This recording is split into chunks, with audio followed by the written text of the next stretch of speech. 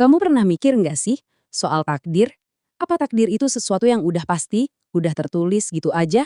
Atau jangan-jangan kita sendiri yang membentuknya lewat setiap pilihan yang kita ambil? Nah, hari ini kita bakal menyelami sebuah kisah yang menggabungkan keduanya. Ini dia kisah tentang seorang putri yang hilang, Putri Sekar Arum. Oke, kita mulai ya. Coba deh, bayangin sejenak. Sebuah desa kecil yang letaknya di pinggir hutan. Suasananya tenang, udaranya segar. Nah, di sanalah, di sebuah gubuk yang sederhana banget, tinggal seorang gadis bernama Lastri sama neneknya. Hidup mereka emang jauh dari kata mewah, tapi rasanya selalu hangat, penuh sama kasih sayang. Nah, ini dia bagian pertama dari cerita kita. Kita bakal kenalan lebih dekat sama sosok Lastri yang dijuluki cahaya kecil di desanya. Keseharian Lastri itu ya isinya kerja keras. Tapi yang bikin dia spesial banget itu bukan tenaganya loh, tapi hatinya. Dia itu tipe orang yang rela ngasih potongan singkong terakhirnya buat tetangga yang lagi kelaparan, meskipun itu artinya dia sendiri yang harus nahan lapar. Kebaikan hatinya inilah yang bikin dia disayang semua orang. Bener-bener jadi cahaya di tengah kesederhanaan. Tapi, di balik kehidupannya yang kelihatan tenang ini, ada satu rahasia. Sebuah pesan yang selalu diulang-ulang sama neneknya.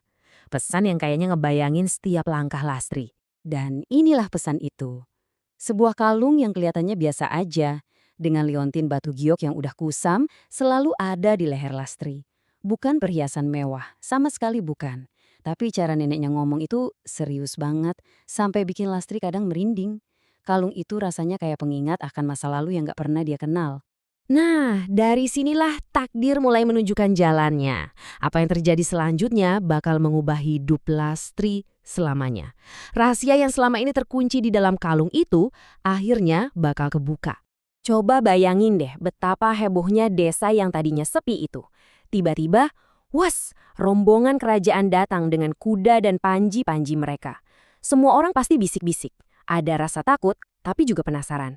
Dan di depan mereka semua berdiri seorang raja dengan tatapan mata yang kelihatan sedih banget mencari sesuatu yang udah hilang bertahun-tahun lamanya. Ternyata ini semua berawal dari sebuah tragedi. Dulu sekali ada serangan brutal di tengah hutan yang memisahkan sebuah keluarga kerajaan. Sang permaisuri dalam keadaan sekarat yang ada di pikirannya cuma satu, keselamatan putri kecilnya. Dan di tengah keputusaan itulah takdir mempertemukannya dengan sang nenek. Ini bukan cuma obrolan biasa loh. Ini adalah sebuah sumpah. Sumpah antara dua orang ibu dari dunia yang sangat berbeda. Yang satu memohon dengan putus asa, yang satunya lagi berjanji dengan tulus untuk melindungi. Sebuah janji yang disegel oleh sebuah kalung dan rahasia tanda lahir yang kemudian disimpan rapat-rapat sama nenek selama belasan tahun. Dan momen itu pun akhirnya datang. Di tengah keramaian, mata seorang pengawal tiba-tiba terpaku sama liontin giok di leher Lastri. Detik itu juga, dunia seakan berhenti. Lastri, yang pastinya bingung dan takut, tiba-tiba ditarik dari kehidupan yang biasa dan dibawa ke hadapan sang raja. Suasananya jadi hening seketika. Sang raja, dengan tangan gemetar dan mata yang udah berkaca-kaca, pelan-pelan menyingkap rambut di belakang telinga Lastri. Dan di sana, bukti yang gak bisa dibantah itu akhirnya terlihat. Tanda lahir berbentuk bintang. Putri Sekar Arum yang hilang, akhirnya pulang. Di tengah momen yang seharusnya penuh haru itu, Lastri melakukan sesuatu yang gak disangka-sangka. Dia menolak. Coba bayangin deh pergulatan batinnya. Darahnya emang darah bangsawan, tapi hatinya udah tumbuh dan berakar kuat di tanah desanya. Dia gak bisa gitu aja pergi ninggalin semuanya. Akhirnya dia mau ikut. Tapi dengan syarat, ini bukan permintaan manja seorang putri yang minta perhiasan atau gaun mewah. Bukan, ini adalah pernyataan seorang pemimpin. Dia pakai kekuatannya yang baru dia dapat bukan untuk dirinya sendiri, tapi untuk orang-orang yang udah membesarkannya. Sang raja benar-benar terdiam. Dia kaget, tapi juga kagum luar biasa.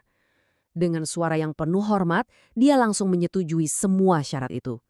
Saat itu juga, dia sadar. Dia bukan cuma menemukan putrinya yang hilang.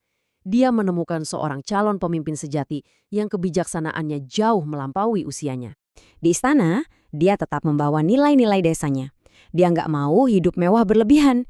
Dia malah membuka dapur istana untuk orang-orang yang kelaparan dan selalu dengerin keluh kesah rakyat kecil. Sesuatu yang mungkin udah lama dilupakan di balik tembok istana. Dan pastinya, dia selalu pulang ke desanya. Waktu terus berjalan. Sampai pada suatu hari saat ia pulang, gubuk itu terasa sepi. Neneknya telah pergi, meninggal dengan tenang dalam tidurnya. Lastri pastinya sedih banget, tapi di saat yang sama dia juga bersyukur. Api sang nenek mungkin sudah padam, tapi cahayanya akan selalu menyala di dalam diri sang putri. Dia memimpin bukan dari atas hingga sana yang jauh dan dingin. Enggak, dia memimpin dengan kaki yang masih ingat rasanya menginjak tanah tempat ia dibesarkan. Semua kebijakannya selalu berpihak pada rakyat biasa, karena dia tahu persis rasanya jadi salah satu dari mereka. Dia membangun lumbung padi bukan istana baru. Dia memperbaiki saluran air bukan membeli perhiasan baru. Kebesaran sejati itu ada di dalam hati. Hati yang tetap terhubung dengan akarnya. Hati yang gak pernah lupa dari mana ia berasal.